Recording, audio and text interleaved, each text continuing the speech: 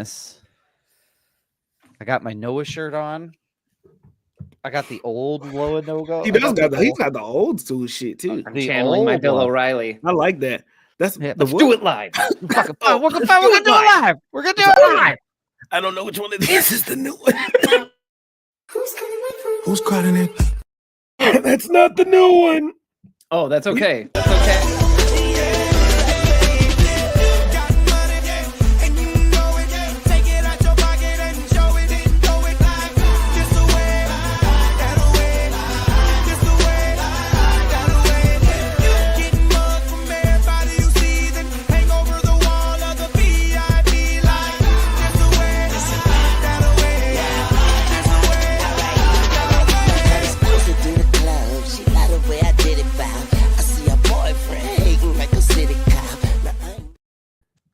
Welcome to Films in Black and White, everybody. It's great. How are you all feeling? Yeah, Roman, I was fucking You're dying a little bit. You're just dying a little bit. That's okay. We're here. That's We're my glad you're hair. here. Happy Monday. Welcome This to the is show. very orange. I'm gonna change this. It's Sorry. very orange. See how it is. I see how it is. I didn't. It's With my shirt, it's the shirt, Brian. So for those who are listening, it's we have fine. like the most fine. orange background that you could possibly have. orange on top of the orange graphic on top of the orange. Yeah. Yeah. It's a lot. Yeah. A lot. How about me? I'll meet you here, Brian. That's Fine. I trust your judgment on this stuff. Compromise. Hey, we got a great show for y'all. We're gonna talk about some news. We're gonna kind of pop off and go all around the horn on that. And then we're gonna finish with a soft drink bracket, whether you say soda or pop or a Coke, and then you name what kind of Coke. I'd like a Sprite Coke, like whatever that is for you. None of that regional nonsense here. Whatever regional nonsense you pop. subscribe to. Yeah, that's where we're gonna be. But before we do that, we have to make sure that everybody is thoroughly welcomed and brought into this space. So I'm going to kick it on down to Marcus J. Destin, aka Group Chat Pro. How you feeling, sir?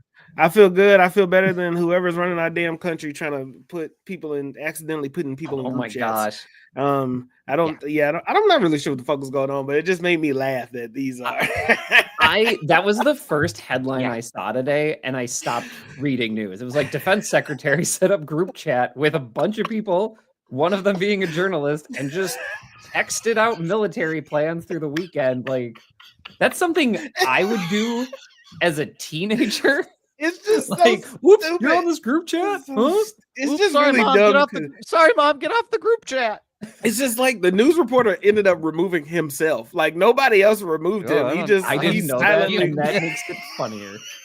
He was like, "Ooh, do you all understand that collectively the people running the country have the same level of professionalism that the three of us have?" Yeah, incredible. Yep. Yeah, that's a problem. If they could do it, so could we. But no, I'm feeling good. I guess. Yeah, I'm here with my guys. Way to look at it. It was the longest Monday ever. I don't know why. Don't ask me any questions. It was just a lot of shit to do today, but it's a good day. I'm just glad to be here to power my guys. Dude, we're glad to have you here. With the guys. But Brian, we'll kick it on up over then to Brian Roush, aka Department Chief Macro Refinement. Yep, that's me. Got it. Macro Refinement. Maggie and I watched the Severance finale, and it should be Macro Data Refinement. Oh no, I was so fast getting here. Brian, it's not the reason. That's not the reason why I struggled. I couldn't read it, so that is. I wasn't like the data's not there, so I don't know what the fuck he's talking about. No. He's not that much of an asshole. No. Hey, you know what? I feel like I'm gonna need like reading glasses here soon, so it's all right. It's all right, man. But no, Maggie and I watched the Severance finale, and it was phenomenal. The only thing I can describe, like, it's just Martin Scorsese being like cinema. Like, it's just goddamn so good. Okay. It is like my favorite show right now, like up there with Penguin and The Last of Us. If you like prestige drama TV, Severance is it right now. And if Clearly, Marcus. I'm So- looking in the chat, if you three ran the country, who would be the president? Marcus, every day. I all mean, day. clearly Marcus. Yeah, clearly Marcus. No. Hold the No. fuck on. No. Yes. You want to know? You And want to this know is why? the exact No. reason why You know, want to know why? No. It's gotta, you want to know why it's got to No. be Marcus? Is Why? because there's been too many of the white in the country. We need some more black leading the way. So Are we hiring there is- on merit now? So we all have a fair, equal, colorblind shot. I'm not. Nope. Nope. I have a quota to fill, sir. I need X number of black presidents before I die. This is just a chance for me to check it Your off. own personal quota. Yeah, it's personal for me. Okay. Guys, if you're curious how I vote, Reverse quota is so funny. Sorry, Brian. I love that. Oh, that's funny. either that yeah. or Brian has told people that he has had to fight off people trying to take back the Senate. So he's done that in his career. So Brian has experience. He's run a I whole would vote for college, Brian. basically. Yeah. Okay, okay. Yes, I was elected student body president at my college. Yes. Damn. What the fuck? Yeah. There you go. You're getting some dad lore here. My kids. Yep. Like, do I think that qualifies me to? Girl. That's fine, Nikki. You should run for president.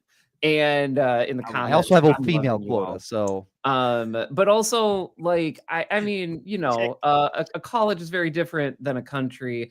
Marcus, I'm happy for you to be president. I will happily be Secretary of State or Energy or Education Secretary or Transportation. They always seem like they're doing fun stuff. Like, that's cool. I'll say like some fun snippets. We are in the college. cabinet together because Brian, first of all, Brian's running education because every day he comes on this podcast and tells us to read a fucking book. So Brian's going to run the education. Doug, if I'm president, Doug has to be my VP. Has to be. Oh, I love it. The only, it's I the love only it. 1-2 punch combo that yes, would work. fine the with that. illusion of Like, are power we talking without about- anything real. Perfect. It's just how I want it. Are you coming at the vice president? By the way, JD Vance was on that group chat you mentioned, was, and it he came was. out that he disagreed with stuff. And it's just funny to me that JD Vance, the VP's like, hey guys, I don't really like this. I don't Like, really think this is working. Well, for the me. president is saying one thing, but it doesn't really align. And I was He like, has well, the what did energy you know? like of your friend that doesn't like pizza, but everyone else does. And they're like, look, before we go to the movie, we're just going to go to the pizza place. They're like, look, I don't like pizza. Never do. I hate it. But obviously it's what you all want. It's that guy. Yeah, the like you can't even mainstream find anything in a That's annoying pizza. as Like, fuck. I guess. Yeah, Anyway, annoying. yeah, I watched the Severance Anyway. finale. I'm feeling great. Good. I'm Brian, glad. how I'm are glad you, feeling Doug? Great. Brian, in 30 seconds. Sorry, I didn't do Brian's banner either. Sorry, You're I'm fine. out of the intro. You're fine. Brian's banner. Brian, in like Hey. 20 seconds, can you explain? I have no idea what Severance is about. Zero, nothing at Oh. all. So Okay. can you just give me like a very high level, spoiler free, Yep. pull me in to watch the show type explanation? Here's the pitch is Adam Scott, who you may know from Parks and Recreation.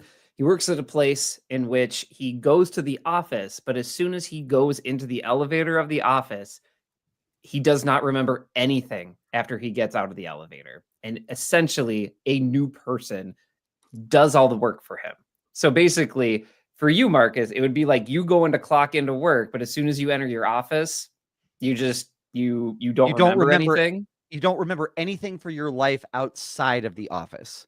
Oh, thank you. Yeah. Yeah, So so, while like, It Yeah. is the ultimate, like people talking about work-life balance. It is the like, hey, you can have balance because when you're at home, you don't know what the fuck you even do for work. You just, you know that every day you walk into a place and from this time to this time, someone else, you are doing the job, but it's an entirely different personality potentially. And the best part is that all you remember is walking in the door, and then all of a sudden it's 5 o'clock and you're walking out. So you don't even have to experience a work day anymore. You just go in and you go out. What if I got a work wife or some shit like that in my other life? That's a fascinating question, Marcus, that's which you should on watch you. the show. Oh, damn, that's wild as fuck. Okay, I'm in. Yeah, it's really good. It's really good. I watched the Thank first you. season. I haven't watched any of the second season yet. I told Brittany this weekend, I said we should start watching the second season. She goes, Tell me when you want to. I have to prepare mentally because it's a little heavy, like because it's a little out there and you have to really pay attention. But it's good. It's really good. Yeah. No, it's definitely not. It's not a Netflix show. You can't do something on your phone and pay attention because you have to do it. I see in the comments Nikki saying that sounds amazing. For one of those people, it sounds amazing. Nikki, which part sounds amazing? Is it the work? You want me to have a work wife? Brian, I have a question. Is this a series that one could watch on their phone? Fuck no. Could you watch it on your phone? Yes, but then Christopher Nolan would cry. He gonna strangle you with that fucking knit. He's gonna tear off his scarf and he's like, "Where's Doug Wagner?" Well, South Dakota, we think. I mean, I enjoyed watching it on like a 40-something inch TV, but you can watch it on your phone. What type of job am I working that requires me to forget I could see like a CIA type of job or something secretive. Those are good questions. Okay. That's okay. I'm in. Damn, I could have a work wife, fuck my work wife at work, and then come home and not really be that's a wild concept. I'm sure there's more than just some ideas. There's clearly more than just that. Okay, never mind. Wait, what? My internet shut down and it came back into Marcus talking about fucking his work wife. What happened in the 30 seconds that I was gone? I don't. For our listeners, Doug is basically pixelated, and he just. Really I wish I could give him some of my pixels, but yeah. There's a lot of weird stuff you could do, Marcus. You're absolutely right. Okay. And Ben Stiller is like one of the leads here. Me and Nikki are in. No, I'm not watching White Lotus. I'm gonna wait till that show goes off. I started White Lotus. I started the first season of White Lotus, and I am enjoying. Jeez, there's a lot. There's a lot here in our chat. Anyway, Nikki, come on. Ben Stiller is like one of the leads, or not leads, but he's one of the producers, right? Yeah, he's one of the executive producers for Severance. What the fuck? He would come and strangle Doug. The Night at the Living Museum, Ben Stiller is an executive producer? Marcus, he's directed the best episodes of that series. Hands down. I don't know what kind of run he's on right now. I'm a fan of it because he was kind of like, Ben Stiller's a huge Knicks fan. One, he was tweeting bad about Elon or the president. He tweeted some fire shit that was really fire, I know. And then he was in the SZA album re-release commercial or something like that. He was singing SZA in the commercial, and then now I'm hearing this, so I'm liking this. It's kind of interesting to watch, like the Ben Stillers, the Will Ferrell's. Who's in the Wedding Crashers with my guy? Oh man, Vince Vaughn. Who's on like a different path right now too. Wow. So like, it's just interesting to see where those guys who were really like pigeonholed into like that kind of style of movie comedy kind of shift their career. That's really interesting. Wow. Yeah, that's interesting. Wow. Ka-chow. Wow. Anyway, Doug needs more pixels. Bedtime, Big Daddy Batman, Wagner. Doing good. Had a good weekend. I did have a moment on Saturday, so we spent a lot of the day. So we had Harper's 6th birthday party. Now her birthday was like a few weeks ago, but we had like, this was the first time that we could actually like get something scheduled and everybody was available. And so we had a party. So Saturday we spent like the whole time like getting ready for that. So at the end of the day, I enjoyed a legal seltzer. And I had this moment right before I went to bed, like where I was just sitting in bed, getting ready to go to sleep. And I leaned over and I grabbed an issue of Absolute Batman, and I said out loud and to no one, I said, "That's right, put me to bed, Batman." Like I was just like so excited to like read this and go to bed, and so I thought it was hilarious. Yeah, so I was like, "Come on, put me to bed, Batman, put me to bed." And so I read that, and then I woke up feeling refreshed in the morning. So there's that. Now, which Batman of all Batmans would put you to bed? Ooh, good question. Now I was reading Absolute Batman, so it is the Bruce Wayne who came from like a poorer background than he was. We're doing middle class Bruce Wayne. Got middle class Bruce Wayne. I feel like could put me to bed, but also I'm not gonna lie to you, like 80s Michael Keaton. He could. Oh, you know what? He could put me to bed. Yeah, it surprised me. They tried to make that sex appeal, Michael Keaton. They tried to make that. Did it work? I don't know if it worked. Was he? It obviously worked for me.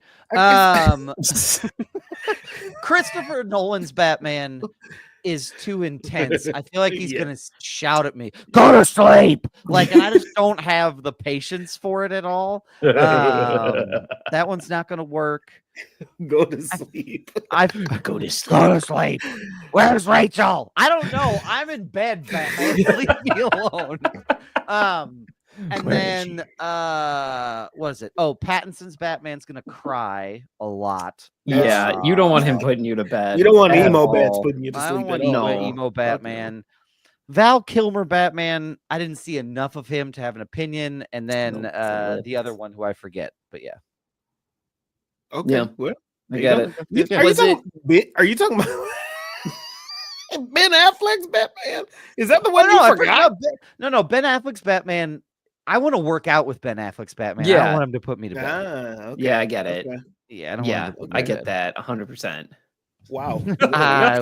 We can't. Mason, I love you so much, but I can't go back there. I've made it a long way. Yeah, I've been to the whole program to not say things like that again. So wow, this is a great time to say that you should join our Patreon and become a Patreon subscriber, because we have a great group in the chat right now. We really if do. You go to patreon.com/films in black and white, you can help set the tone of the show, what movies we're watching, what we're talking about, especially if maybe we're talking about Doug getting to bed or having Batman put Doug to bed. So you can help influence the show. And we could even do a bracket challenge. Which one is the best Batman to put you to bed? That's a great question. We'll have to dive into that later. But before we get into that, I do want to make sure that we have one more episode of March, but I do want to continue down our path of highlighting women's voices for Women's History Month. And this week, I would like to talk about Ann Nocenti. She has been working in the comic books industry since 1982. She has been very outspoken for her political view, focusing on the position of women in society and the role of government. She started her work for Marvel in 1982 with Bizarre Adventures number 32, which led to her first assignment working on Spider-Woman. She has also gone on to write issues of Daredevil. She's edited titles such as New Mutants and the Uncanny X-Men, and she's created characters such as Typhoid Mary, Longshot, Mojo, and Spiral. She's also worked for DC Comics writing Green Arrow, Catwoman, and Katana during the New 52 and 16-issue Kid Eternity series for Vertigo. So want to highlight and give a tip of the hat to Ann Nocenti. So cheers, Ann, for all the work that you've done in the comics books industry and just, for being an awesome woman. Wow. I'm looking at her writing credits, and this woman knows Daredevil. The amount she has written. Yeah, she's done a lot. Is astounding. Like, wow, this is incredible. I had no. Oh man, she has Batman credits too. She's done so many characters. Yeah. She was born in 57. She's 68 years old. So she's been doing since she was in the industry since 1982. So what's that, like 35 years at this point in time? Yeah, that's impressive stuff, man. Yeah, it's wild. Yeah. So cheers, Dan. Way to go. Yeah, wow. Nikki, what do you think? We in here you think we uncivilized or something like that? You think we can't make a bad joke and uplift women simultaneously? We contain multitudes, Nikki. We are multifaceted, Nikki. Multi-dimensional, if you will. Multi-dimensional, man. Yeah. But gentlemen, we do have Doug. Great job.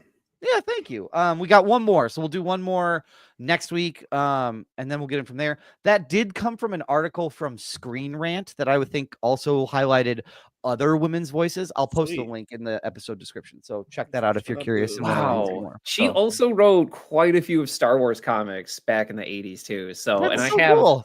the omnibus, the Marvel omnibus for that. So there you go. I'm gonna check that out. Absolutely. But gentlemen, we have a game that we like to play every single week. So we are going to play a game called Catch That Quotable. Catch that quotable. The silky sounds of Marcus J. Gentlemen, are you ready for this week's quote? Hit me. Hit me. Hit me.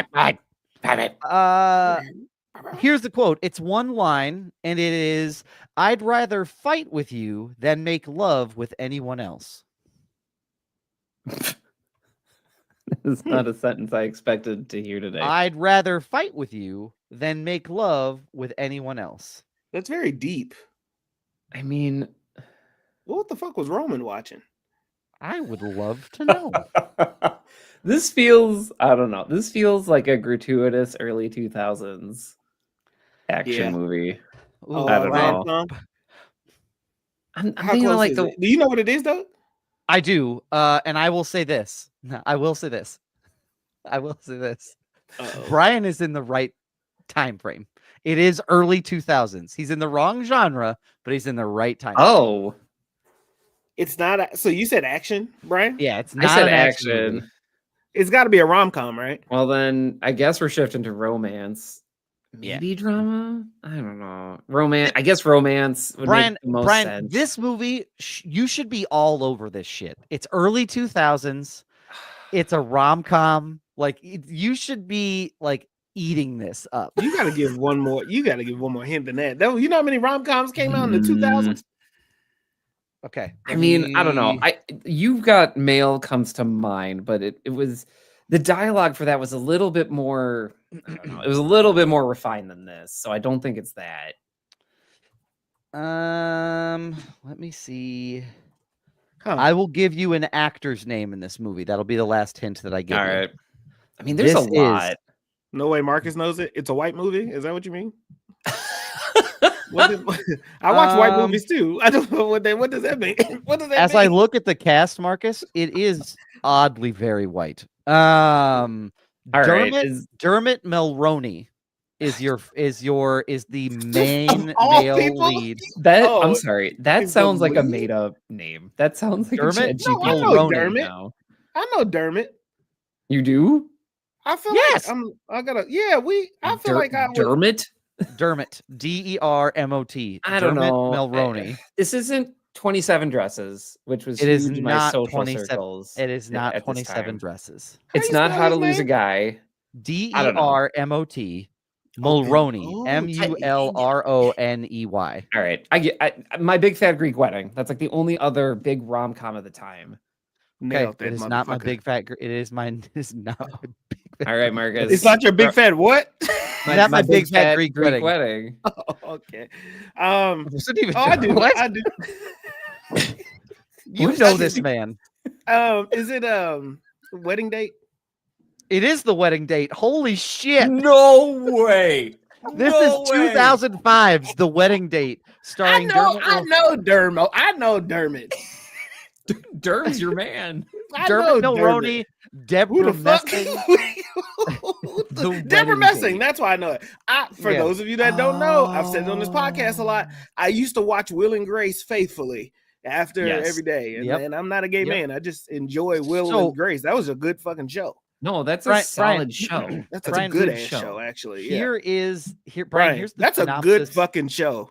Like I think people sleep on Will and Grace, but that is a good fucking show. No, I mean, like Will and Grace is foundational for a lot of things, and I feel like it doesn't get talked a lot because Friends. Everybody watched Friends, but I felt like I hate Friends. Will and Grace had the better comedy in my opinion. Yes, hands down. Anyway. And Deborah Messing made me love redheads because it was Reba and then Deborah Messing. Right, we are going to come back to that. I love that. Really quick. Let me give you the synopsis for this movie. With the wedding of her younger sister, Amy Adams, fast approaching, Pat Ellis, Deborah Messing, faces the undesirable prospect of traveling alone to London for the ceremony. While this is bad enough, Jeffrey, Jeremy Sheffield, the man who left her as they moved closer to marriage, happens to be the groom's best man. Determined to show everyone, most of all Jeffrey, that her romantic life is as full and thrilling as ever, Kat hires a charming male escort, Dermot Mulroney, as her date. I feel like I know this because we know this guy. He always plays this role. I don't know this man. Oh, I do know this man. I only know him as an older man, though. I only know him as an older man. I'm so sorry, Dermot. Does he have a British accent? He has a British accent, doesn't he? No, he's a very American actor, I feel like. I thought he looks. Oh no! I think movie. The Family Stone. He was in The Family Stone too. Yeah, I know this guy. Amy Adams as the younger daughter is my Lois Lane. Me. Yeah, I mean, she looks. Oh my gosh, she looks so young in this. Like it's not the Amy Adams I know at all. Stop it! Don't let Roman do that. Don't let him influence you. Don't let him influence Marcus. I am very impressed that you got that. I did have one thing. Multicultural. You are further proving the multitudes that you contain. Let me. There was something else that I wanted to chat about quickly that Roman asked us to talk about on the pod. And I wanted to make sure that we took a moment to highlight it. So, some of you who went to Cornell who. You might know this person, but one of our friends and folks who we went to college with, Ben Rosen. Sorry, I had to find his last name. Ben Rosen has gone missing. So if anyone is in the Portland, Oregon area, keep an eye out for a 32-year-old, 6 foot tall, brown hair, brown eyes gentleman. He's probably wearing black or gray pants with a long sleeve gray shirt. He's likely having some type of mental health crisis. We are unsure as to whether or not he has taken his medicine, or is on his medication. But he's not dangerous, but it's just, he might be having a tough time. If you have information, please call the Portland police at 503-823-3333. And so to update David Perry about the case. So thank you for sharing. So Ben's an awesome dude. I didn't know him a lot, but I did meet him and knew him a little bit. And he's such a sweet dude, and really hope that people are able to find him and that he's okay. We'll also post this information in the episode description, so that way, if you do have any information, you can take a moment and connect to the right folks. So there you go. Good opportunity to be good community partners, be a good community member in our Films in Black and White community. Just reach out, and all you got to do is just share that part. You don't have to share the episode, just share that part, that snippet with somebody, just so we can pass the word along. 100%. Yep. Well said. Well said. Cool. So we're going to try and pivot back into the news and maybe a little bit of silliness, but we are going to cover just some quick hits of nudes before we get into the soda bracket. I know it sounded like I said nudes. I didn't. No. You said nudes. I don't know if it sounded like you said nudes, but you said nudes. This feels like a Wendy's freestyle situation in which you thought I said something else. So listen, okay. Hey, to the tip of the tongues, the teeth, the lips, the tip of the tongue. So line Coke, news, a line of Coke. We're gonna talk about nudes. I mean, if you have nudes you want to talk about, hit Marcus up specifically after the episode. Don't hit Brian or I up. We're spoken for. Only if they are. Got it. Okay, there's stipulations on the news. Now, what a pivot. Now for some nudes. We're going to talk about news. Brian, please go first so I can stop talking. I'm happy. Nudes make the day someday. Some days you wake up to a good nude and you just it sends your day on the right path sometimes, man. You wake up to that? Don't You do what I know, did. No, What I, not what I anymore. am gonna No. say is that the box office, you love to Oh, wake damn. up to a Hard good pivot. box office. So Hard pivot this with the past elbow. weekend, we usually don't do box office recaps. We might say it when we're reviewing a movie, but we usually don't do a week by week. However, when a movie bombs so bad, you might recall we cover it, and I'm so sorry to report that Snow White is the bomb. And is it bombing? I thought it was doing good.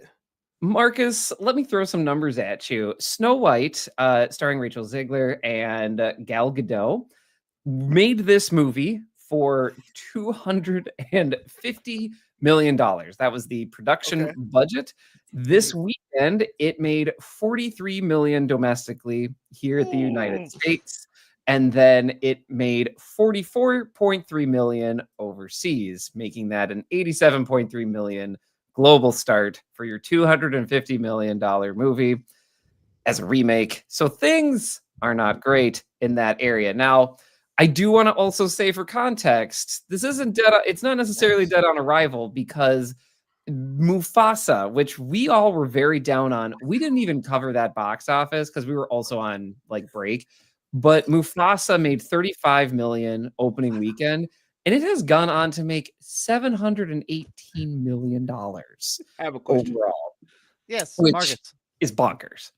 Marcus, what's up? Were there some reports of there been some beefing on the set of some sort? Because I kept seeing that in passing between the two leads. I'm not. Can you give me some context as to how that happened? Back to you, Brian. Yeah, I can confirm that Rachel Zegler and Gal Gadot have different politics, I think is the best way to say it.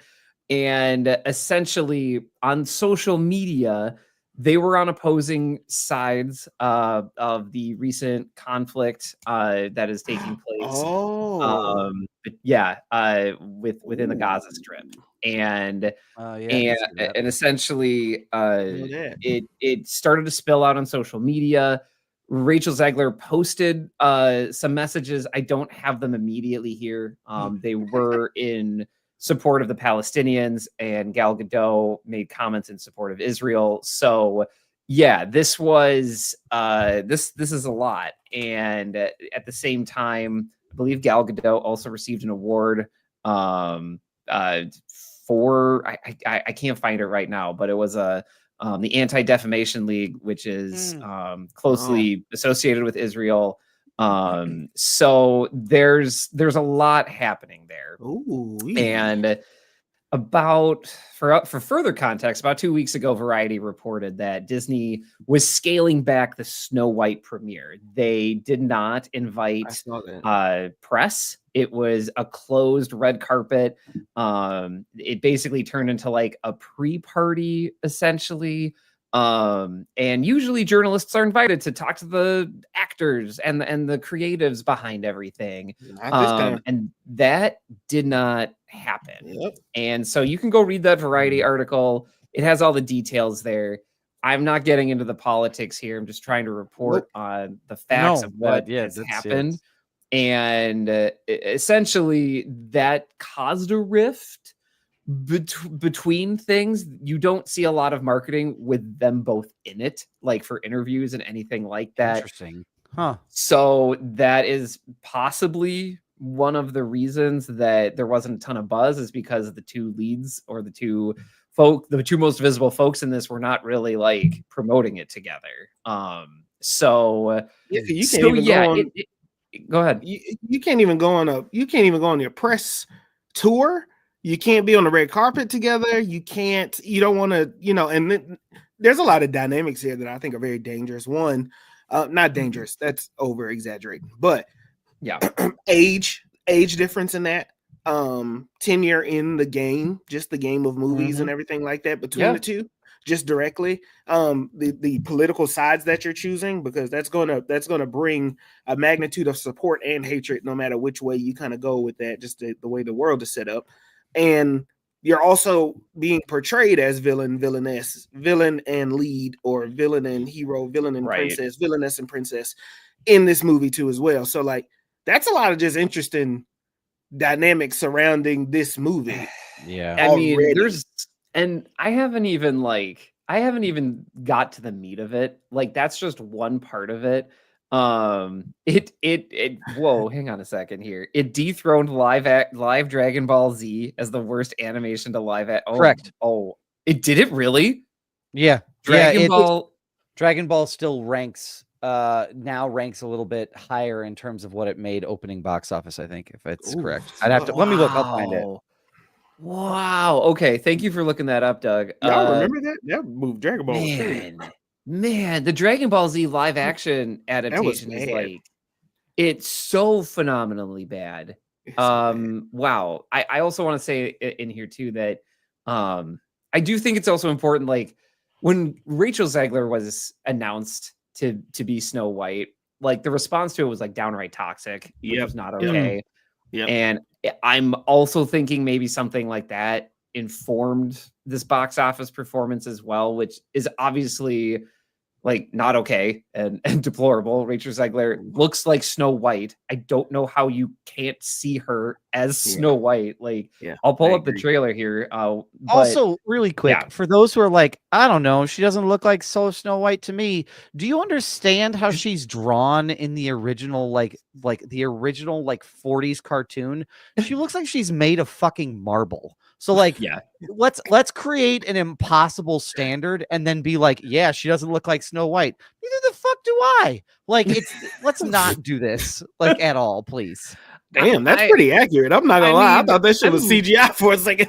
No, I'm looking at this trailer and it's like, yeah, that's Snow White. Like very clearly, that's Snow White. It's very easy for me to see. My only question for people complaining about this is, and I guess it's kind of a catch-22, is what is the problem if she wasn't? The story does not revolve around like the race of this person, right? You know what I mean? So like, you can do whatever the fuck you want because it was based off of a cartoon. So whether we change it or whether we didn't, why does it fucking matter? You know what I mean? Like it does not. Just to that part, it doesn't make any sense outside of the fact that you are just terrible. Insert whatever word you would like here. Yeah, terrible. So yes, Brian, to your point, Dragon Ball Evolution got 2.5 stars out of 10 on IMDb. Oh wow. Snow White got 2.2 stars out of 10 on IMDb. Brian, can you just pull up a little bit of that Dragon Ball Z, just a little bit, just for some flavor? And give me 1 second. I'm gonna say Piccolo specifically. You go ahead and bring that up, Brian. I want to talk about why Disney might be frustrated by this news. Yeah, they never like to lose, but the critic reviews of this movie, they weren't bad. Brian just left. He was like, fuck it, I'm out. He's just like, I don't want to do this anymore. Are you next? I've kind of had enough. Man, good news. That was a terrible time for my internet to be like, get out of here. I thought it would have been Doug's. He's been on fucking 7-Eleven video camera feed for the past 20 minutes. Yeah. And you know what? I'm putting all my hopes and prayers into this video feed. But Metacritic has it at a 5, but all the critic reviews, I think IGN had it at like a 7. The movie critics did not say that this was bad.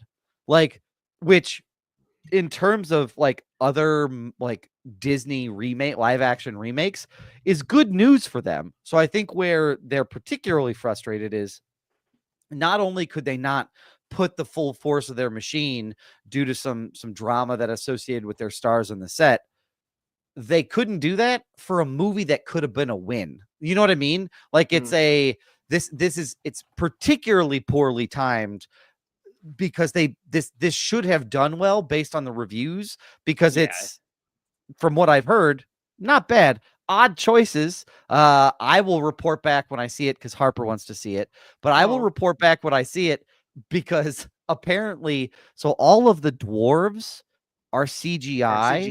Yes. But there is also a scene where one of the dwarves that's CGI talks to an actual little person who was on set. Oh, so it makes me ask a lot of questions. And I'm very excited, guys. I'm very excited to see it in person. Peter Dinklage. Look at Peter Dinklage made his comments or made his thoughts known about how he did not like anything associated with this Snow White movie in regards to in regards to the dwarves. So you can go find that interview. He's not a fan of it.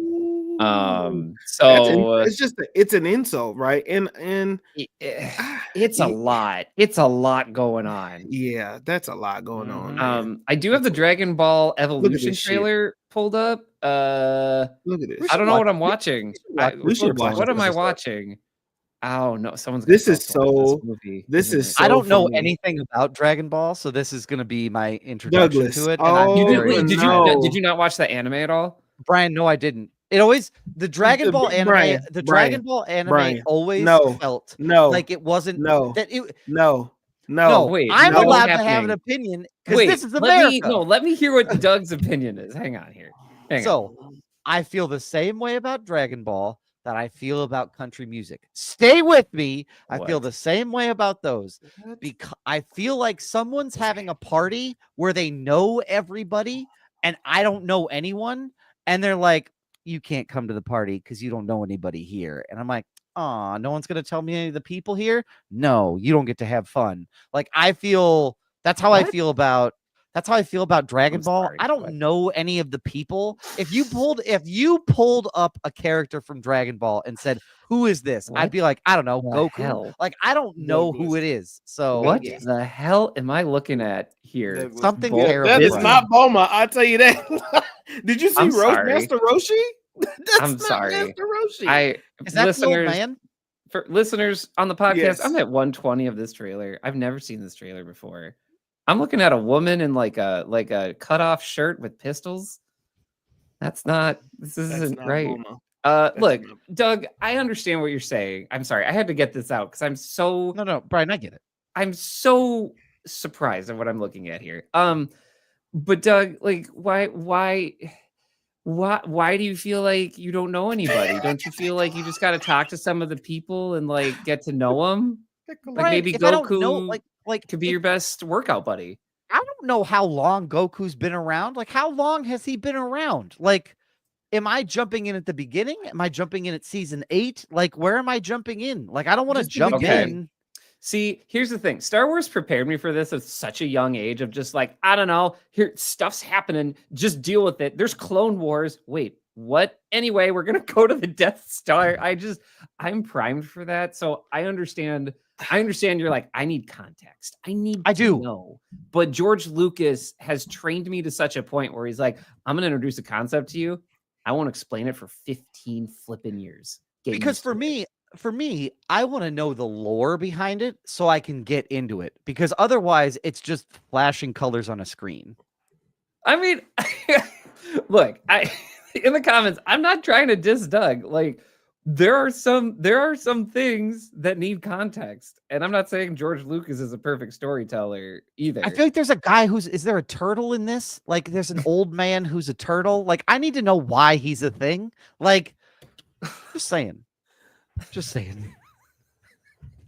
Anyway, Snow White bombed at the office. I'm gonna put myself in timeout. No. No, it's the reason some people have a hard time getting into the anime though, because there's so much lore they don't tell you about and it's serialized. So like if you jump in at one episode, you have no idea what's going on, which is how most people watch Dragon Ball Z in like the late 90s, early 2000s. So like, unless you were on the train already, a lot of that stuff didn't make sense to you. I get it. I was lucky enough. Brian Wall, my bestie Brian Wall was like, no. We're gonna start at the beginning. We're gonna watch this in the right way. So like, again, I also had an introduction to it as well. But I get it. And again, for listeners, Brian isn't inventing a new last name for himself to say that that's a new person. Like that is another person. So like, Marcus, I feel like you're upset. Let's talk about that. How are you feeling? Do you want to talk about it? How do you feel? Brian said no, so I dropped it. Oh no! I want it. No. I'm not shutting down disagreement. I just wanted to hear what Doug was talking about. Brian said no, so I dropped it. No. Please proceed. Please. I feel like I love Douglas with all my heart. Bottom of my heart, I'll do anything. I'll get him a shirt off my back to that man so he can use it as a blanket. Okay, but listen, I think we have let this bullshit slide enough. Okay, I understand. Add it to the list. I'm here for Add this. it. We have a running list of things that Doug has not seen, and I think that knowing who Doug is, I can understand the anime is kind of hard to get into, especially if you were like interested into fantasy more so around that age. Where I was like, more of a fantasy nerd. Yep, which is perfectly fine. However, Toonami embodied all of that. Right, Toonami was showing all of a little bit of Inuyasha fantasy, right next door to Dragon Ball Z, right next door to Samurai Jack, like, and like Cowboy Bebop, like maybe not Cowboy Bebop on Toonami, but like it captured all of that. So for it to be so like adjacent, so I just think that it just feels weird that you haven't seen any Dragon Ball Z. Like that is such a we literally talked about this today. Brian, can you do me a favor? Actually, I want to pull up something cool. One of my students was telling me she grew up in or her family's from Guatemala, but her dad loves anime, loves all types of listening, watching movies, all this kind of stuff.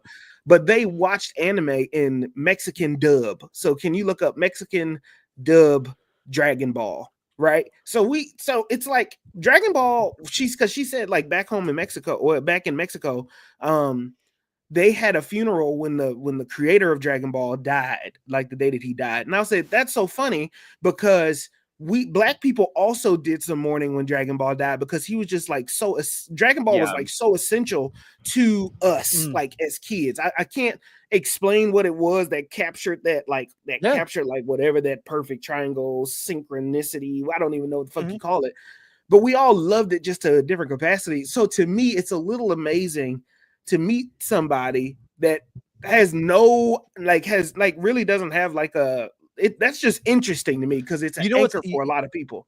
And you know what's interesting is that my introduction to anime was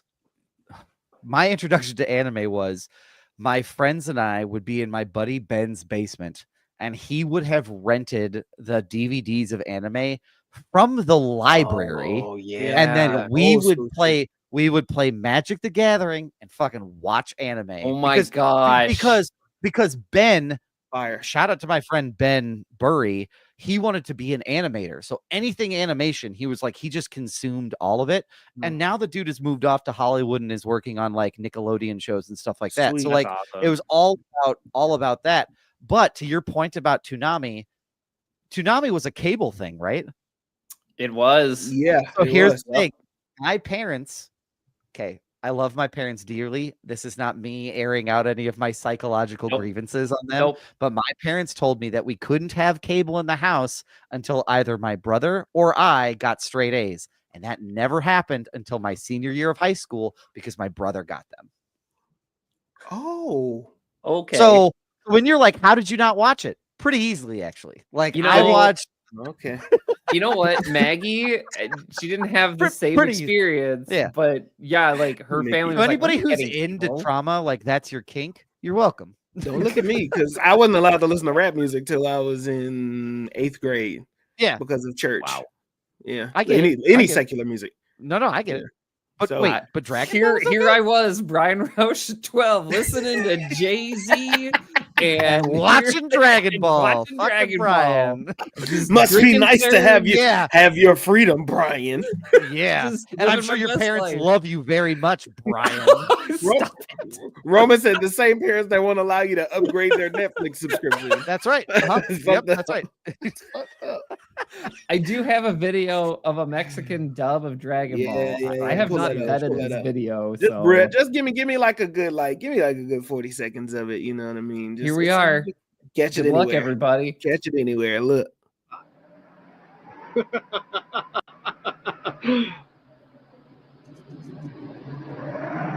Those listening, this is Dragon Ball. Muy afortunado, porque un guerrero de clase baja tendrá el honor de jugar un poco con el mejor guerrero. I really don't know what's going on. I'm here for it. This is cool though, like, and this to Marcus, to your point. Cuando los Saiyajin nacen, son examinados para saber todas sus aptitudes. This is like Aquellos miserables que you were talking about like how it's there's a universality to it, right? Like it touches everybody across like cultures and continents and just everywhere. This is a really cool highlight of how it can do that. So I appreciate you bringing it up. That's really, really cool that you can find stuff like that. Japanese anime dubbed with like Mexican with a Mexican language dub is like, that's a crazy crossover. Like I get chills just thinking about it. So like really fire shit, man. If anybody has recommendations on where I can watch this, I will gladly watch episodes and report back. I'd have to imagine it's Crunchyroll. Yeah, Crunchyroll. Yeah. If you want to watch anime and I have been in so many anime bags. It is animation just in general bags on Netflix. It's ridiculous, man. I find myself hopping into a new one every fucking week. I finished Gentry Chow. That had some good animation. It was about an episode too long. I think it could have been cut a little bit shorter. I watched a lot of Netflix has a lot of good animated stuff on there, man. I'm not gonna lie. Cyberpunk, that was such Cyberpunk is fucking sweet. Tokyo Overdrive, that was incredible too, man. So like that's some good premium shit on Netflix. I slept on Netflix, not gonna lie. This whole time I was thinking, y'all ain't got shit on there. No, they got some shit in there. They got something in there. Yeah. Marcus, we have quick hit on your piece of news. I'll dive into mine really fast, and then we'll do our soda bracket. For sure, let's do it. So, we got this is Variety here. Kind of got the alley-oop with some news, but Daredevil Born Again on Disney viewership beats the odds so far is the name of the article. It really this is VIP only, so I can't really read it. So, anyways, it just thanks, Brian. So it talks about how Daredevil Born Again drew 7.5 million views in its premiere week. Gave Disney Plus its first hard R series as a solid debut, which I forgot that this is like a rated R, not hard R. Like a I don't know why they put hard R. They didn't hard R is insane. Did they actually write that? No, they actually wrote hard R. Give Disney Plus its first hard dash R. This is a variety article. It's a VIP plus variety article. That's actually crazy. I would not turn write of phrase to put in writing. No one Especially edited as that. a white dude. No one was like, "Hey, maybe not say hard R." This shit says gave them a hard R. Oh my god. There's so many things. That's crazy. All right, you could do. You just could. I know, Nikki. I have the Wrap. I have a source here from the Wrap. Daredevil Born Again becomes Disney Plus's biggest premiere with 7.5 million views. Right? Yeah. Yep. All right. Yep. So go ahead. They talk about the Illuminate watch time data illustrates that Born Again has so far kept up with other MCU shows despite its mature rating. And the original Daredevil show from Netflix also saw a 153% boost in watch time following the rollout of Born Again. So not only did you get this round of Daredevil Born Again for new fans, anybody that watched the old show on Netflix or the old series on Netflix got a 153% boost. Damn, that's wild. And then did you want to touch on their comparisons to Agatha All Along and the Acolyte? Did we want to talk about that? For sure. I just can't see the artitle because it's no. It's saying here that Agatha All Along got 9.3 million views on Disney Plus within a week. Ooh. And it's saying here that the Acolyte reached 11.1 million views within the first 5 days. I hate these metrics so much. Because what the fuck do they really mean, though? ITVs. This goes back to terrestrial TVs with the Snyder cut. They I still stand by. They fucked us over with those terrestrial TV numbers. They absolutely did. They made that. Yeah, they. And also, how are they going to account for phones in this? Honestly, how do they account for phones? Actually, it's a good question for people like me. Like, yeah. Well, you're traveling. You don't carry a TV. Oh, Brian, I watched the first episode of season 1 on Andor on my phone while I ate a salad today. There were TVs available. So okay, so we've been talking about Doug. That's just a choice. So we've been talking about Doug this whole time. I'm not gonna lie to you. I think the app that I use the most to watch shit on is YouTube, and I'm on my phone. Like when I'm eating, grabbing something to eat, I'm doing something like that. I'm pretty much. I think he's not too far off.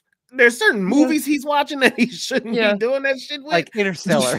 Don't do that. Don't say that too loudly. Christopher Nolan will find us. What? What the fuck did you say?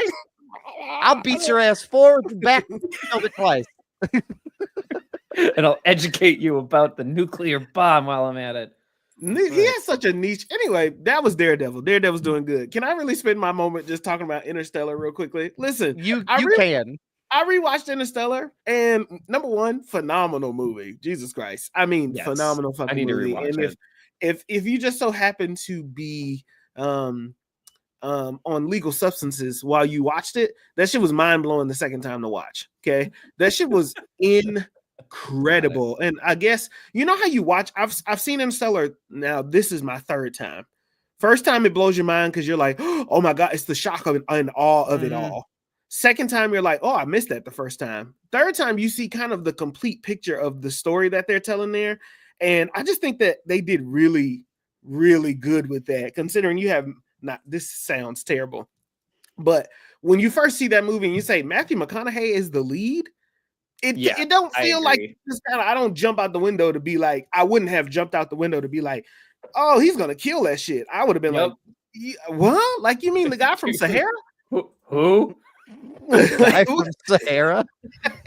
Y'all remember that movie where he was looking? I do remember that movie. They were hunting after Civil War treasure in Egypt for some reason. It's deep in my white knowledge bag. That is a very white movie. Yeah. I totally agree. Another movie set in Africa where there's no black people. Yeah, there's no black people. And the other one where he's supposed to leave the house. He's supposed to leave the house when he's not mature enough, and he stays at home with his mom. Failure to launch. That's the one. Yeah. Also in my white knowledge bag too as well. Fun with Dick and Jane, just a random white movie I love to rewatch from time to time with Jim Carrey. Yeah. When they talk about Enron. Anyway, I watched Interstellar. That's all I got. Well, there you go. Yeah. I didn't say shit, by the way. That was just a bunch of nothing.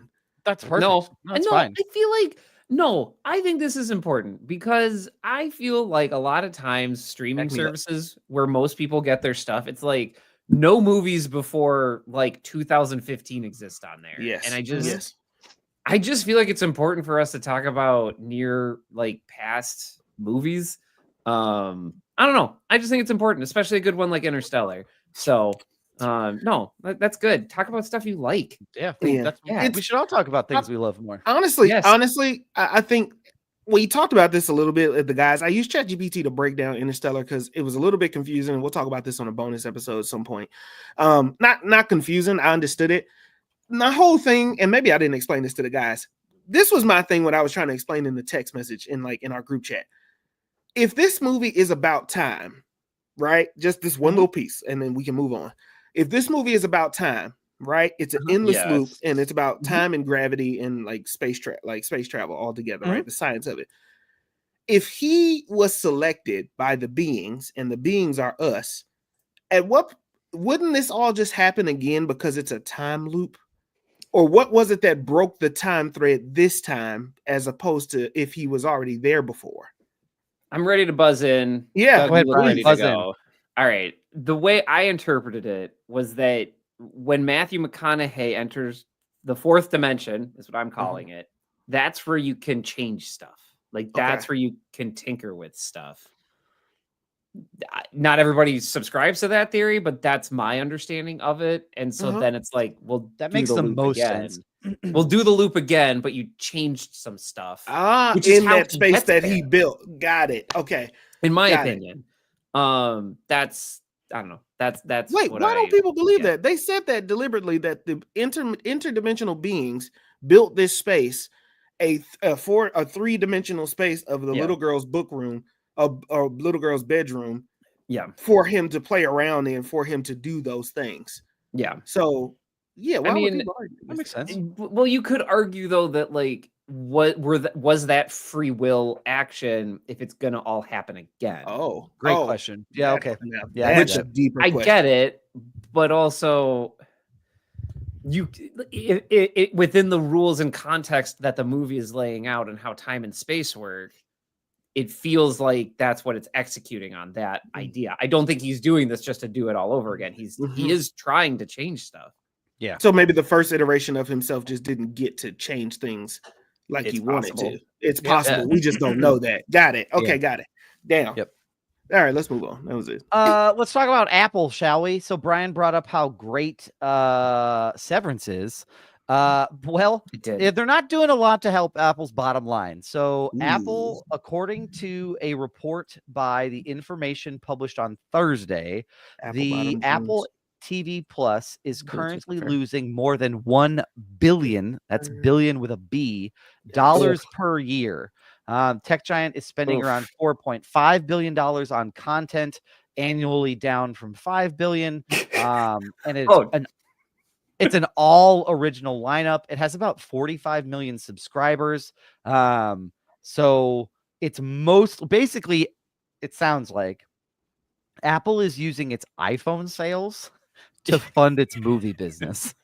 I mean, because Apple generated $391 billion in revenue and posted a net profit of $97 billion in its fiscal year that ended in 2024. So essentially they're like, well, we're just going to go ahead and use that to fund our movie business. Pretty much. Streaming service is a part of Apple's services segment, which includes Apple Music, the App Store, and other lines of business. Revenue in the services segment hit $26.3 billion for the end of 2024. It's up 14% year over year. Yeah. If you're kind of curious, like, hey, Doug, what has Apple TV Plus put out? Well, I'll tell you. The most popular thing I would say would probably be Ted Lasso, which had a big ending for season 3, but now is coming back got renewed with season 4. He's coaching a women's soccer team. The Morning Show, Severance, Silo, Shrinking, Bad Sisters, Slow Horses, Disclaimer, Presumed Innocent, Hijack, Loot, Palm Royale, and Masters of the Air. Look, I didn't just shout out a bunch of random words. Those are Apple TV Plus shows. Then the other one is they did movies on the service include Killers of the Flower Moon, which we reviewed, it's a good movie. and the Oscar-winning movie Coda. Fly Me to the Moon, starring Scarlett Johansson and Channing Tatum. The Family Plan, starring Mark Wahlberg and Michelle Monaghan. Wolves, starring George Clooney and Brad Pitt. Also, Apple TV Plus is the home of Friday Night Baseball, as well as MLS Soccer is streamed on. Who the fuck did they get Friday Night Baseball? That's because baseball didn't have a Friday night event. So they always had Monday Night Baseball and Sunday Night Baseball, but there was never most big game series, just because they're 3-game series. They're going to kick off on Friday. And baseball is like, why aren't we doing more to celebrate the kickoff of these series? So then they can, in theory, if you have Apple TV Plus and ESPN, you can watch the kickoff of the series and the end of the series in one weekend. Yes. Okay. All right. Yeah. I mean, am I still like, am I talking? Can you all? I'm seeing we can hear you. Move. We can hear you, but it was a snapshot moment there. I'm not gonna lie. Yeah. No, I'm trying to get caught in fun freezing positions. That's what I'm doing now. I think for Apple, like, I do need to say, like, this is how you start a streaming service, and like why I kind of hate capitalism, because, well, I do hate capitalism, but I kind of hate it for this because Brian, stand 10 toes down on it. We know how you feel. You don't need to pussyfoot around it. Like, I'm not, but I want to clarify the part I kind of hate. Let's start a riot. Let's go. The revolution starts now. But the thing is that so like Disney, when they started, hey, yeah, let's do it. Let's go, Nikki. Like at this point, when they started in like 2019, they lost like $11 billion. Like they lost so much money trying to get Disney Plus off the ground. And I think it was just within the last year it's profitable, but just barely. Like it takes a lot of money to start a streaming service. So these numbers are big, but I'm sure Apple is really trying to like bet big on this. But it's wild because like even just Disney, they have like 100 million plus subscribers and they just got profitable. Yeah. I don't think Apple Plus has that, but they are carving out this weird niche for like prestige TV, almost like trying to be like an HBO Max. Yeah. Oh, it's not called that anymore. I hate that name. Oh, Max. I do hate They're that trying to name. be like Max without all the extra stuff, I feel like. Yeah. So also it's a marketing thing too. It's synergy. Like they can be like, hey, buy this iPhone and you'll get Apple Plus for free. Well, that's a pretty good deal. Like, great. For Brian, 3 months. You can watch it for 3 months, but I Oh. think they need to shorten That's that it? time frame. That's what I was gonna say. That's it. So Like you you should can get get- a year. You get 3 months of Apple TV Plus, but here's the thing. But they don't have enough content for you to get it for 3 Right, months. I so, can like, finish all the content I want to. you're gonna Yeah. blow through all of Ted 100% Lasso. because Yeah.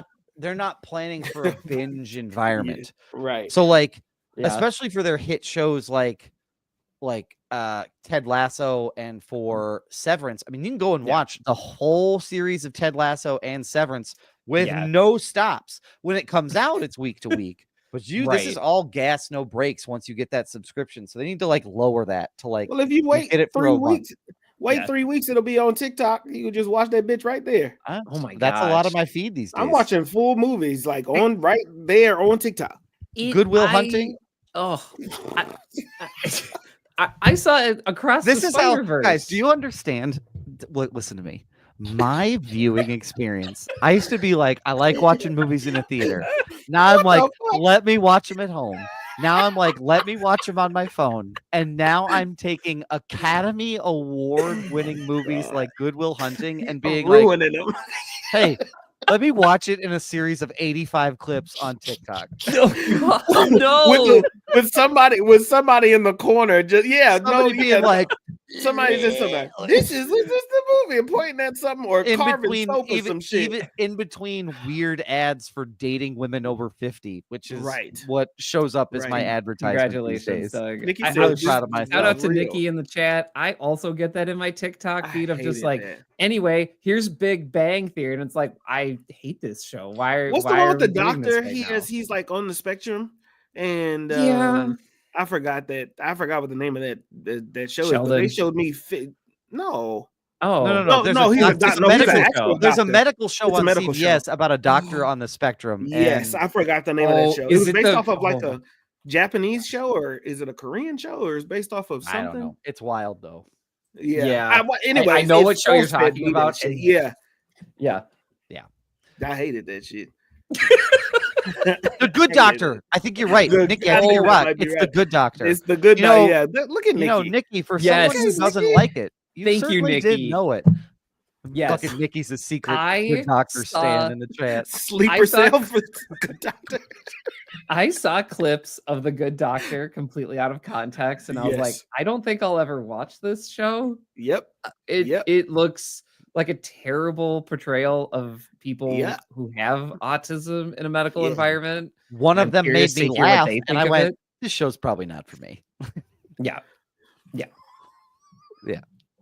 Nikki. I only know that from okay, sure. Sure, Uh-huh. sure, Yep. sure. Get defensive about it. It was in her defense, it was a meme like a year ago, which It is was how a I meme, found right, out. yeah. And I was like, what is happening? What is this? All right. Gentlemen, anything else you want to talk about before we get into the meat and potatoes? No, let's go to the Let's- bracket. I'm a It's time. doctor. I was let's in the get hospital in- last year, and I never.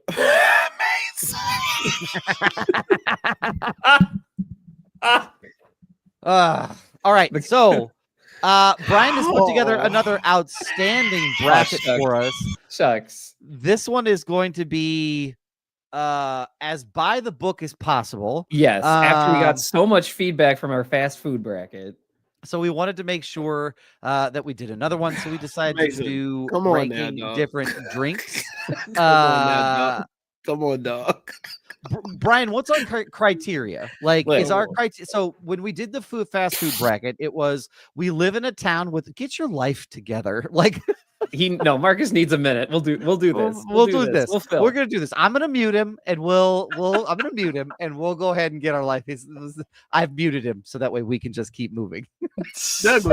Douglas, you know why that's funny. You know why he I said know that why it's funny. I'm just trying to keep us moving. You know he said that shit for us to get an attention again. Go ahead, man. I know. That's why I'm trying to stay focused. So before it was a town with all of these restaurants. Yes.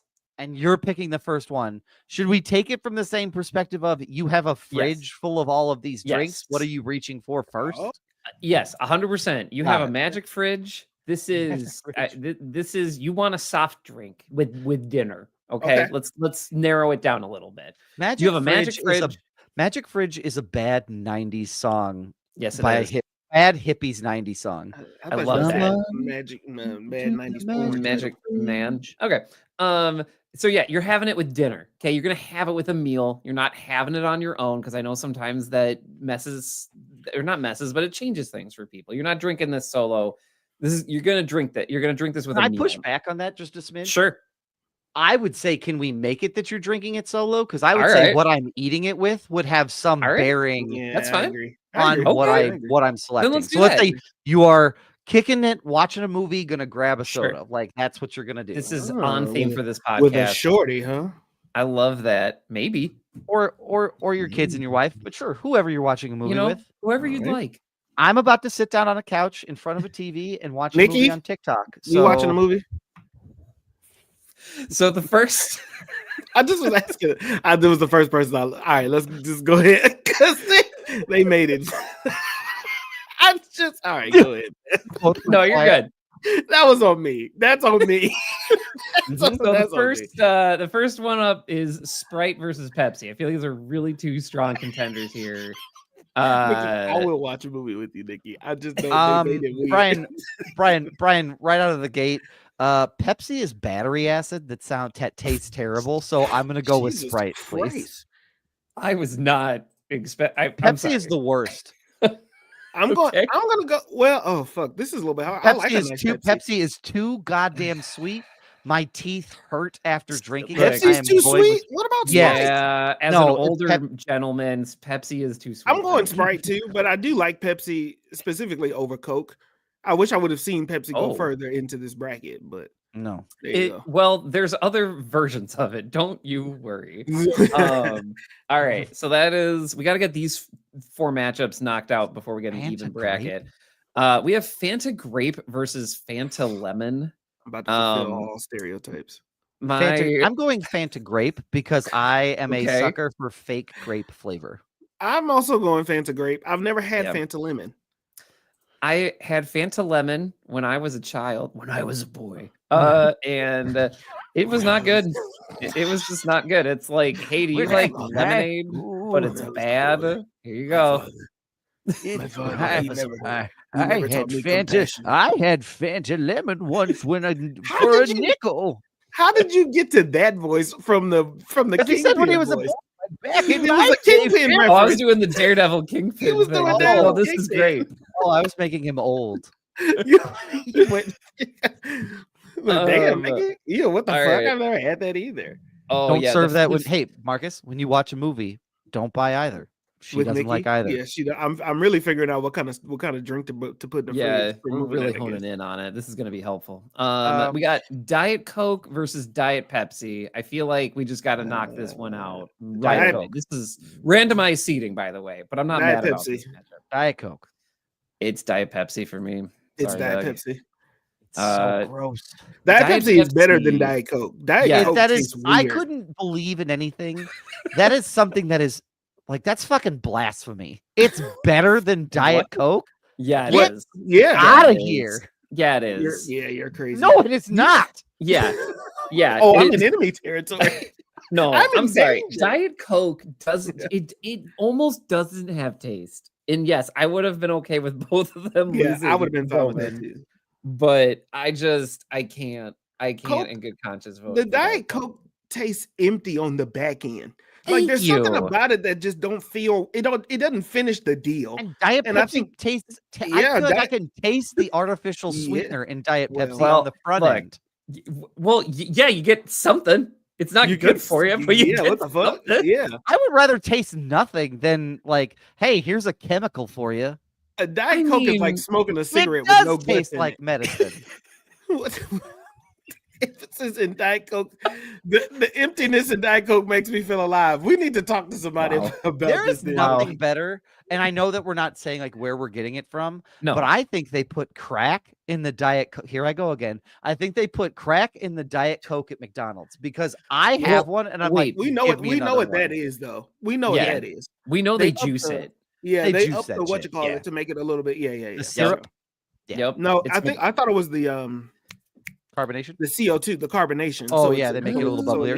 Interesting. Oh yeah, these are cans. Everything's a can. Fountain drink is a whole other ball game. Yeah, fountain drinks are a whole other ball game. Yeah, no. I'm not doing that. Dr. Pepper. Yeah, Mountain Dew Code Red versus Dr. Pepper. I don't like. I've never enjoyed Code Red. I'm gonna go Dr. Pepper as well. It's fine. I like Code Red. Code Red is good, Brian. Yes, it has its place. It's just I'm not my go-to. I'm going to talk more about Dr. Pepper. I just feel like it's like always the second string drink. It's just I don't feel like it's anyone's favorite. Back in the game. I don't know. I'll talk more about it later. I love that. All right, here we go. We're in it to win it now. Fanta Cherry versus Sprite. Sprite, hands down. I gotta go Sprite. I wouldn't go cherry. Cherry is a weird flavor for drinks because it can go either way. Oh, it's just red. I'll take Sprite. You're drinking Red 5. It's not great. Again, I only drank it as a kid. Never again.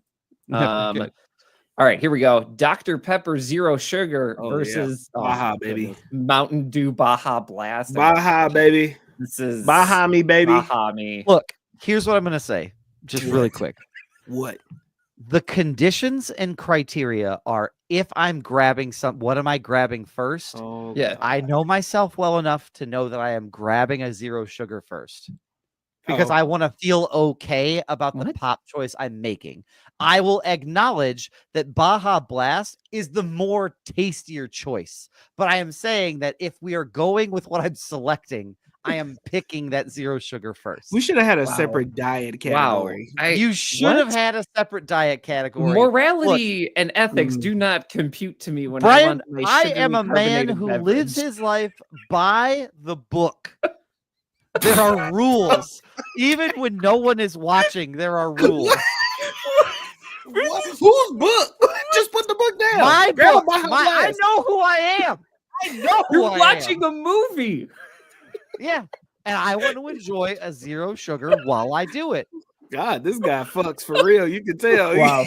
I'm just go to this one. I want you to go to this one because I want you to know where my morality fails. Oh my gosh! All right, it's right here. It's a Coca-Cola.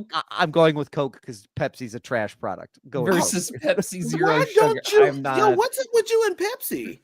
It's the worst. It's literally the worst. I would grab a Canada Dry too, though. I'm not gonna lie. Canada Dry. Canada Dry is what I. Hey, I will fuck up a Canada Dry. 8 o'clock in the fucking morning. That stewardess comes through on that plane. What do you want to drink, sir? Fucking Canada Dry. Fill that shit out. It crack open like a fucking rocket hit that bitch. It's like, oh shit. Oh my God. Like so good. Fucking hydraulic. And it's like I'm elevated in the air, so it makes the bubbles do something different in the air, so it tastes different. Ooh-wee. The next time I'm on a plane, I need to do this because you haven't done this. Missing out. I've never had a Canada Dry on an airplane. Brian, no, this is a luxurious experice. I need. It's different. Oh my God. All right. Well, I don't think anyone's voting for Pepsi Zero Sugar, right? Nope, absolutely not. All right, let's Coca-Cola. Congrats. Good job, dude. Just move on. Just good job. All right, we got. That's not how you spell Brian's name. Brian. Hey, it's okay. It's all right. Brian, why? Brian, why? Why? Why? Because I guess I have a lot of life yet to live. All right, we got Fanta Grape versus 7-Up. It's a Fanta. It's Fanta Grape. I feel like it's Fanta Grape. Because here's the thing. 7-Up is there are so many. There are 2 other lemon lime sodas I would pick before 7-Up. Yep. Okay. I might take some hits for this. I think Fanta's a little. Brian, 7-Up or Sprite? Which one? Oh, I'm going Sprite over 7-Up. I mean, I'm drinking a Sprite. Here's Brian. Here's where I'll be in your corner. 7-Up at the holidays does 7-Up plus cranberry. That shit's my jam. That's good. That's good. That's a good seasonal. Also plug Canada Dry cranberry. Oh, I didn't even know that existed. Very fire. Hey, Canada Dry. Call us. Call Yeah. us. Oh, hold on. Let me would plug it right here. Listen, Canada Dry. Black people love Canada Dry. We already think that it's medicine. Okay. We think ginger ale is medicine. If you got an upset stomach, ginger ale. You got a broken foot, ginger ale. You got a broken leg, ginger ale. That's what we give us, right? You got some demons in you, pray and then drink a ginger ale. Like it's right there. Okay. If you want a podcast that you can stand on business with the sponsor, exorcism. it's us. Okay. Believe in films in black and white. Films in black and white and Canada Dry, we go hand in hand. Okay. We go hand in hand like a married couple for 50 years that's actually happy and like each other. Also, Canada Dry. This could be you. If you look at my screen right now, I'm holding a Sprite. This could be you right now. I'm not even look Canada Dry. I'm not even black, and I love Canada Dry ginger ale. It's so good. He's learning a he lot. drinks it and he turns a little bit light skinned. Move on. I can't say anything. Move on. I'm not allowed to say anything. Sprite, Move on. Sprite zero sugar Bubbler's different. versus Diet. Bubbler's Pepsi. actually a Pepsi product. Actually, Brian, put me down for Sprite Zero Sugar, please. What is his? I gotta figure out what the beef is he's got with Pepsi because he's doing that thing he does when he's tripling down on a product and he fucking hates it. That's what he's doing. It's just too sweet, Marcus. My old man teeth will crumble if I drink Pepsi. It will. Like I drink Pepsi and I'll get a call from my dentist like, "Hey, you have a cavity. You need." Are you okay? Brian, are you serious? It is so sweet to me. The only time I'll have a Pepsi is if it is the only cola product available and I'm having like spicy, any type of like hot pizza. Like if there's a lot of red pepper on the pizza, it's like, all right, yeah, this is gonna go well. Other than that, tone it I'll down just a little bit. It does tamp it down. I should have had that this weekend. Diet Pepsi, yeah, they look fire though. Yeah, they look good though. Look fire, man. Curry look good. All right, congratulations, Sprite Zero Sugar. We got Diet Dr. Pepper versus Fanta Orange. Fanta Orange, put me down. Fanta Orange. That Fanta Orange hits. Diet Dr. Pepper. Here's what I'll say. Diet Dr. Pepper, please. It tastes like Dr. Pepper, and that's impressive, but it can't carry you. It does. You. Yeah, like, that's true. I'm here for a good time, not just like second string fun time. I'm going with the Fanta. Like it's got flavor. It's the best of the Fantas. Second string fun time. Y'all really beating the shit out of the drink Second string. It is. I'll talk more about Dr. Pepper. All right, we got loving yourself. This matchup made me laugh. Mountain Dew versus Diet Mountain Dew. Mountain Dew. I'm gonna go with the original. Mountain Dew will kill you just like a Monster Energy drink will kill you. I believe it. They're gonna find something in that shit 20 years from now. However, I will still drink it. Yep, put me down for Diet Mountain Dew, please. Okay. All right. This is look. I'm a man of my principles, so long as a Pepsi product is not involved. Mickey. Whoa. Hey. Whoa. Diet Dr. Pepper is Mickey fine. It is. Look. It's the guy who's always been there. It's the person that has always been like, I'll be your friend. And you're like, you're great, but it's never going to get past the friendship level. I know what this is. It is. That is what Diet Dr. Pepper is. That's what it is. Yeah. Is it a compliment? Damn. I'm not saying Dr. Pepper Zero Sugar is really good, though. I don't know if y'all knew that, but yeah, that's a really good one. Oh, here we go. Sorry, I had to record Doug's vote for Diet Mountain Dew because you're in your head a lot, man. When you're watching, like, we're here for a good time. All right, here we go. Dr. Pepper versus Coke Zero Sugar. Dr. Pepper. Brittany's soda, like pop of choice when we're at home is Coke Zero, so I'm going with Coke Zero. That's what I'm going with. Wow. Nikki said, so Brian is saying Diet Dr. Pepper tastes like the friend zone? Yes, it does. Yes, absolutely. I would fully endorse that. And it's not a bad thing, by the way. This is not a bad thing. A very funny joke in my head that I'm going to move past. Go ahead, Brian. Keep moving. We're coming back to that. What's the joke? Nope. Is it about me? Nope. I've made this mistake before. Nope. No one will know what it is until this is done recording because I have gotten myself into trouble and I'm all about growth. If it's not a crack house, I think you'd be fine. All right. Coke Zero. I'm glad that you like it, folks. All right. Here we go. We got Sprite versus Mountain Dew Baja Blast. We're starting to make some tough decisions now, folks. I'm gonna go with Baja Blast. Interesting. Because there's no zero sugar choice available. I would have gone. Jesus Christ. I think love this it. is a little bit hard. Sprite is a classic. I like Baja Blast, but Sprite is a classic, so I'm gonna go Sprite. Okay, I'm gonna go Baja Blast on this one. I like that. I'm not mad. I'm not mad at that. Actually, it just Brian, does something. No, for Nikki, me. Mellow Yellow is not on here. I'm it's sorry. It's a trash. I soda. couldn't get there. That's I couldn't. garbage. When I found a list, Mellow Yellow was on like one of them of all the lists I looked Like, at. where the I fuck just did Mellow couldn't Yellow come get from? there. That's such an interesting brand. Aliens, Right? Matthew McConaughey, Aliens. Matthew All right. Yeah, it's all Matthew McConaughey's fault. Come on, Murph. We got Coca-Cola versus Fanta Grape. I mean, Fanta it's Coke, grape. right? I am going Coke on this one. That's fine. All right. Brian, it's the second time you've gone Coke. Do we need to talk to somebody? I mean, look, I used to drink one Coke a day. I was a big Coke guy. It was the 80s. We'll snip that for socials. It was the 80s. You were on Wall Street. We get it. You hung out with Gordon Gekko a lot, and you're like, "What's one bump at 8:30 in the morning?" And you're like, "It helps me get me through my day." Take the other clip of Brian say, "I'm here for a good time, not a long time," and then messing with Mash that. all this shit where it's like, "I was a Coke guy. I'm here for a good time, not a long time." Mix that up with the lime Coke line. Yeah, we got a great package out for socials. All right, we got Sprite Zero Sugar versus Fanta Orange. Fanta Orange. Sprite Zero. Y'all don't do this. Don't Sprite do Sprite Zero Sugar, please. I knew it, Brian. I'm gonna try to appease to you. Let's think about this here. Sprite is good. A Sprite Zero Sugar versus a ice cold Fanta Orange during the summer. When you crack it open and it just pops when you're at like a cookout, like it's at the bottom of the cooler. Yeah. No, I think honestly, Sprite Zero Sugar. Brian, you're drinking a Sprite Zero Sugar right now. You know why though? I'm drinking this so I don't drink other stuff. And if we're in the situation where it's like it's the end of the week, I'm watching a movie, I'm having a good time, I'm gonna go with the Fanta Orange. Like when I splurge when I do a drink for the movies. Like even at the theater. What the fuck?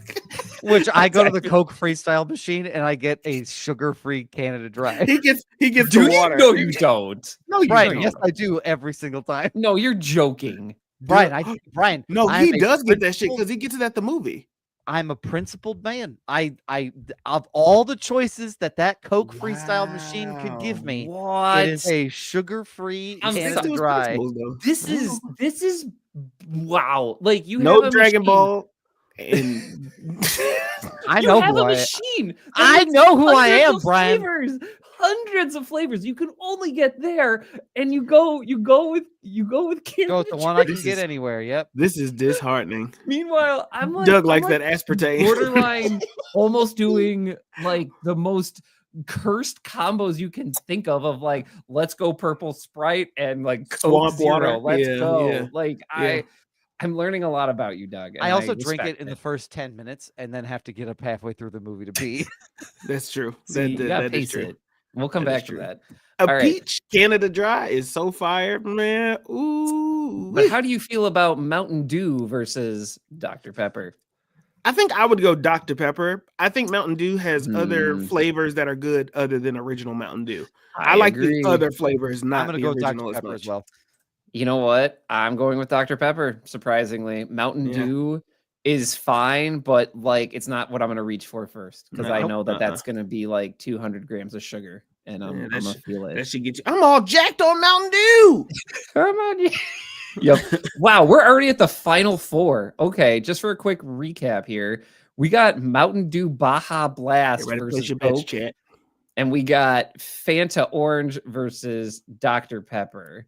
Wow, this is an excellent final four. I'm very happy with this. Okay, here we are. Mountain Dew Baja Blast versus Coca-Cola.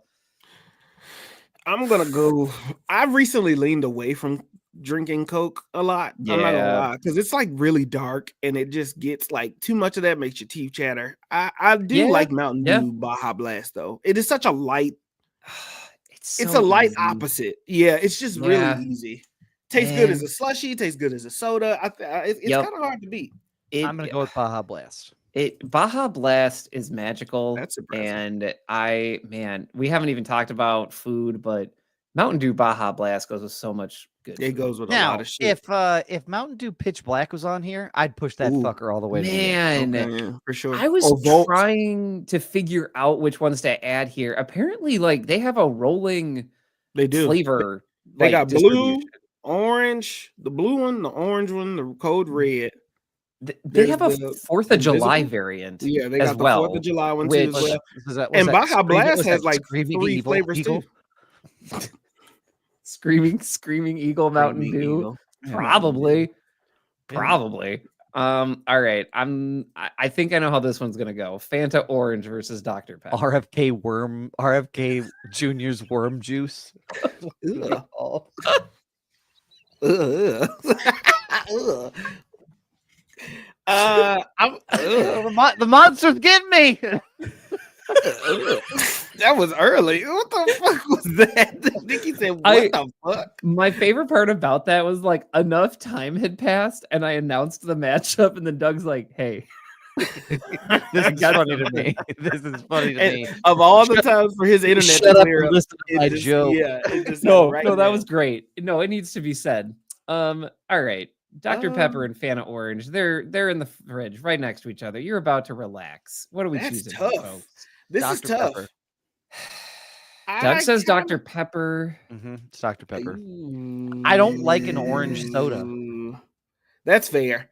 That's fair. I And some get would it. say that a Sunkiss is better than a Fanta Orange. No, I no, no, disagree. no. However, Absolutely I not. disagree. I disagree. If there was, look, I'm not making a joke. If there was a squirt, like the soda squirt, that I would have that. If it was Squirt versus Dr. Pepper, I would go with Squirt. You See, like a I squirt in shouldn't your have even mouth. brought it up. I knew what I was walking into.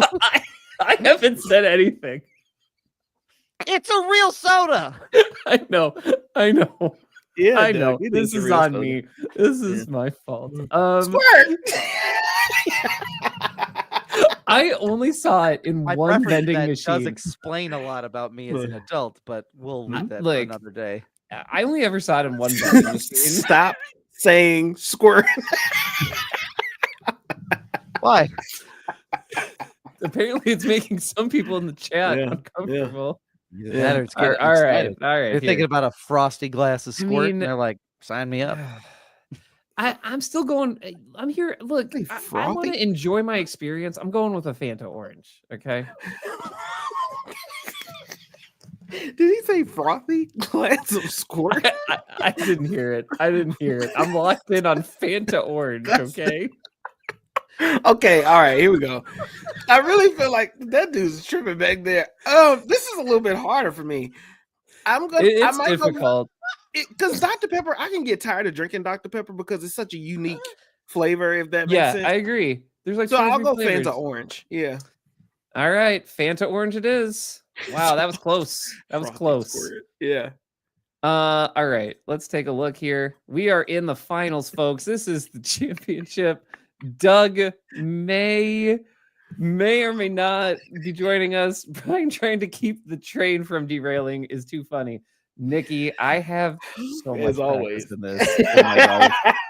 I have folks in my life that are I love them, but let's just say I have a lot of experience corralling high levels of energy. I thought Marcus said a frothy glass of Squirt. And You that's said that. No, That's what I no, said. I said frosty. Oh, you I asked misheard if you me. said Wow. frothy glass of squirt. And then you said it, and that phrase just set me off.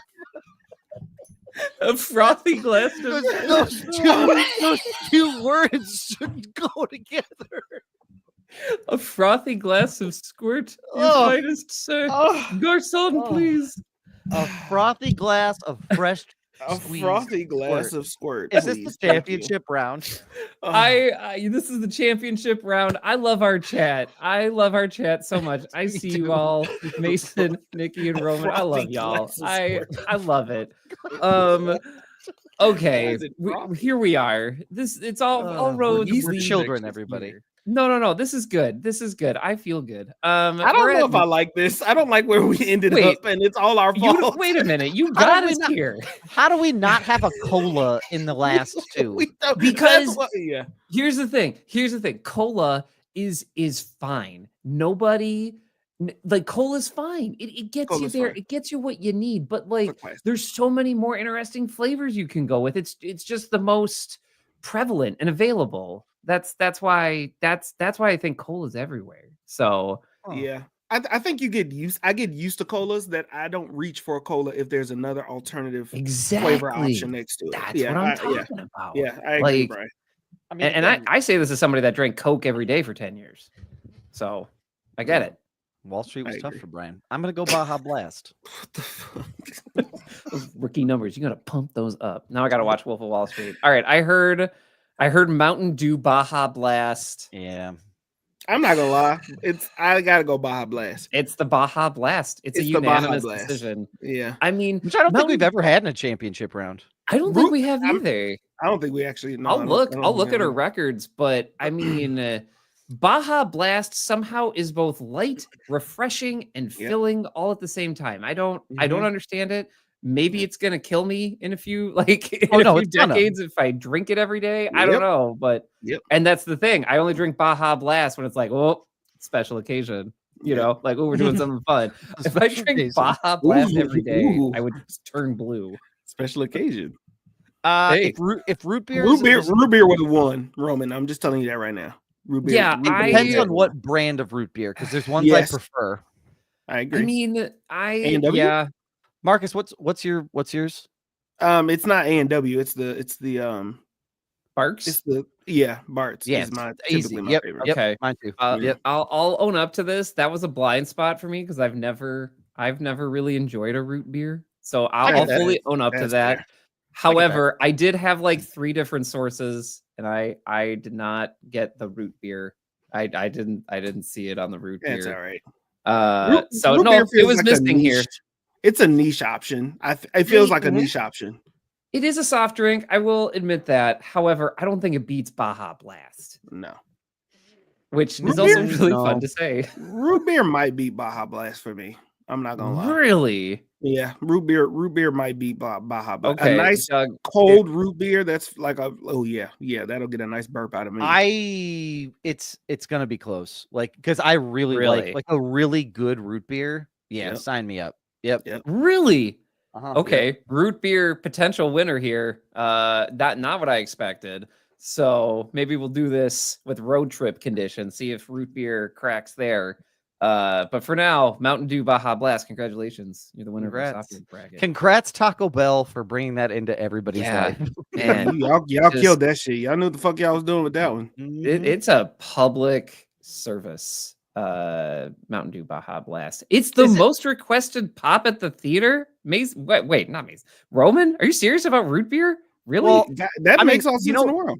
You know why that makes sense to me? Because Brian, if I'm gonna go to a 7:00 movie and I want to have a drink, but I don't want to have to worry about caffeine keeping me up, I'm gonna go with a root beer because they are most often this is banana pants to me. It makes sense. I can see how people get there.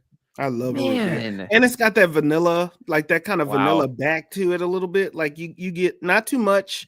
Like it's got something in it that makes you kind of taste that. But yeah, I haven't. Starry is weird for me. I still haven't broken down and tried Starry yet. No, me neither. I don't. I meant to. Yeah. I mean, I'll tell you how the diet one is. Can I just say this bracket was totally worth it to like have Doug rationalize all of the diet and zero sugar sodas he would be reaching for. I'm learning so much about you, Doug. That doesn't even factor into it for me when I'm like, I'm doing the fun thing. I'm doing fun thing, get other fun thing to have double fun thing time. And here's the thing. I have tried. I used to have like a pop problem. Like if you had like Diet Coke in the house, I would like finish it. Like I would be like, it's just so good. Like, and still I have some of that. Like, this is gonna sound insane, but when I come back from like a 4-mile run, outside, I crave a Diet Coke. Like the minute I walk in that, I'm like, it's just there's something about my brain that's like, that sounds so good. And so I have moved entirely into like sparkling waters. And I do that. I have gotten hooked on sparkling waters to essentially curb my soda addiction. So Frescas are also fire. Speaking of like that kind of sparkling. Yeah. Frescas I mean, shout out to Bubbler. I mean, as well. Like that's what I drink after a run. I love you. I mean, it tastes. Oh gosh, I don't know. And also, again, I'm getting older, and it's like I can't. Bust it's not that sweet. 130 calorie Coca-Cola, with 18 grams of sugar. Nah, I'll have the lime tasting water. And did you know that it's also gluten free as well? I did not know that. I'm so happy you told me. Wow. Owen Wilson's here. Wow. I'm playing music. That was a good bracket. That was great, Brian. Thank you for putting that together. That was outstanding. Anytime. Love doing these brackets with. Congratulations, Baja Blast / root beer. My hero / root beer. Gentlemen, what do you all have to plug this week? Hold on. Yeah, keep going. Okay. Brian. All right. I'm here to tell you about thelovenerds.com. My wife runs a lifestyle and home blog. You can find all types of things there. We got recipes, there's designs, there's cooking, all kinds of stuff, crafts. We got a birthday party coming up. Go to thelovenerds.com. You can make some decorations. Absolutely. Marcus, what do you got, sir? Oh, you want to make sure that I hit the wrong. You want to make sure that you follow the mantra, never offended, always humble, big baby. You already know what the fuck going on. I love y'all. I appreciate y'all for supporting the brand, supporting the mantra. No matter what happens, you know what I mean? It is alive and well. Go ahead, cop yourself some gear. My guy Doug up top got some old school Noah merch on his body right now. You can go buy yourself some fun stuff. Hit the link in our bio. But whatever you do, follow the mantra, never offended, always humble, and don't forget to stream Soultie SOULTYE and Marcus J. Destin. You heard me. Roman, we completely forgot, and we will do it next week because it was a good prompt and we just didn't do it. So we will do that next week. I want to plug this podcast. Hey, if you enjoyed our conversation and all the things we talked about today, just kind of vibing with us this evening, recommend us to a friend or a family member. Best way to support the podcasts you love. If you are feeling generous, head over to patreon.com/filmsinblackandwhite. Sign up for one of our tiers there. And we'd love to have you join the Patty family. But gentlemen, we have a 3-step process to success. Brian, what is that first step?